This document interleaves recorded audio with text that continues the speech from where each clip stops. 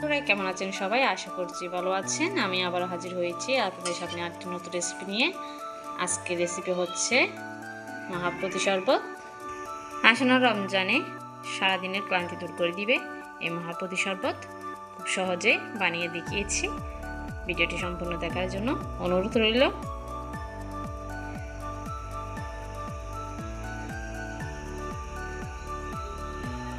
প্রতি শরবত বানানোর জন্য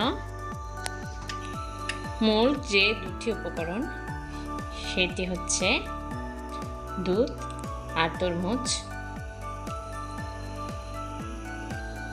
এখন তরমুজটাকে কেটে নিচ্ছি।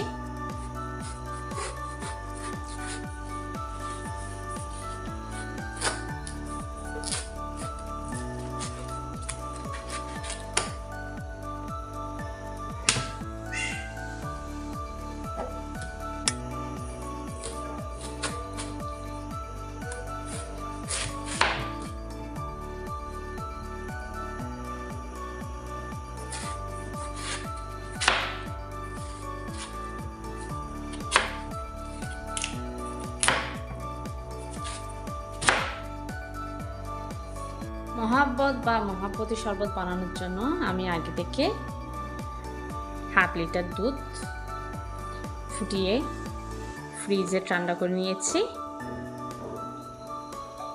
এর মধ্যে আমি দিয়ে দিচ্ছি জ্যাম,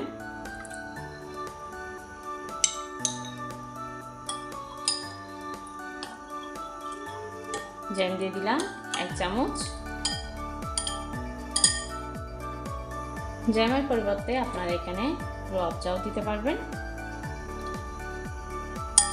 কনডেন্স মিল্ক দিয়ে দিলাম 2 চামচ।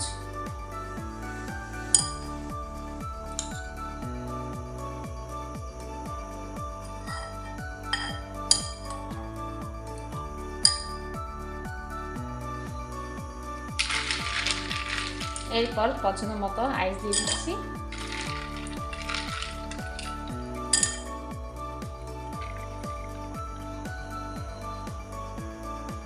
সব শেষে তরমুজটাকে কুচি কুচি করে দিয়ে দিব।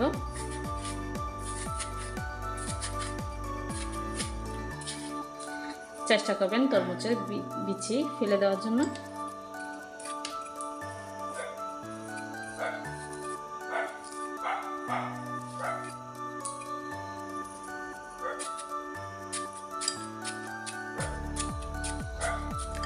যত সম্ভব কুচি করে দিবে।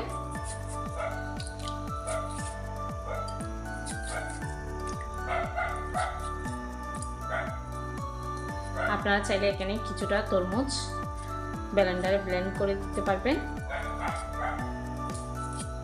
তাতে করে মহাপ্রতি শরবত একটু রসালো হয়।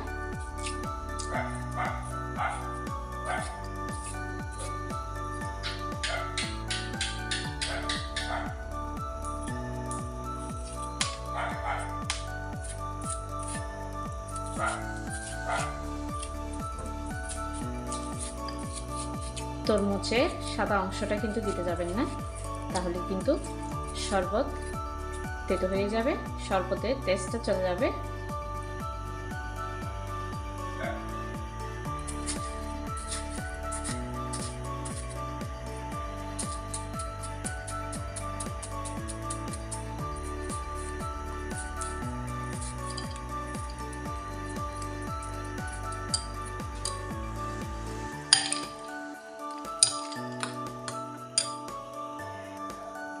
এর মধ্যে হয়ে গিয়েছে আমাদের মহাপ্রতি শরবত বা মহাপ্রতি শরবত। আর একটু ভালোভাবে মিশিয়ে নিচ্ছি। এখানে চাইলে আপনারা চিনিও দিতে পারেন, যদি কেউ মিষ্টি পছন্দ করেন বেশি চিনি দিতে পারেন। এখানে কিন্তু আমি চিনি দিচ্ছি না, এমনিতে অনেক মিষ্টি হয়ে গিয়েছে। এখন মহাপ্রতের আসল টেস্টটা বাড়াতে দিয়ে দিচ্ছি গোলাপ জল 1/2 চা চামচ।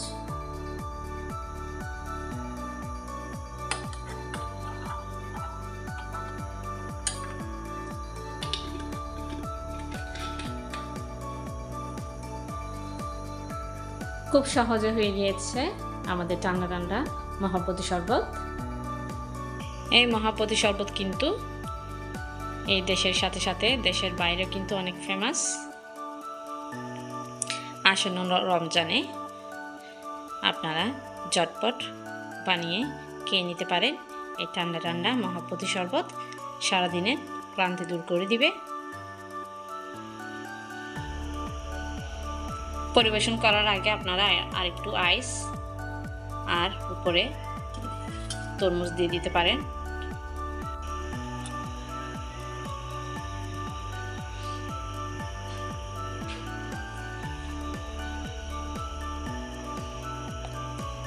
আশা করছি আমার ভিডিওটি আপনাদের কাছে ভালো লেগেছে। যদি ভালো লেগে থাকে চ্যানেলটিকে সাবস্ক্রাইব করে লাইক দিয়ে পাশে থাকবেন।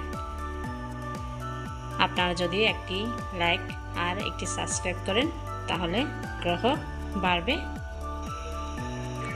আজকে আমার রেসিপি এই পর্যন্ত। দেখা হবে আরেকটি নতুন রেসিপি নিয়ে। ততক্ষণ পর্যন্ত ভালো থাকবেন, সুস্থ থাকবেন।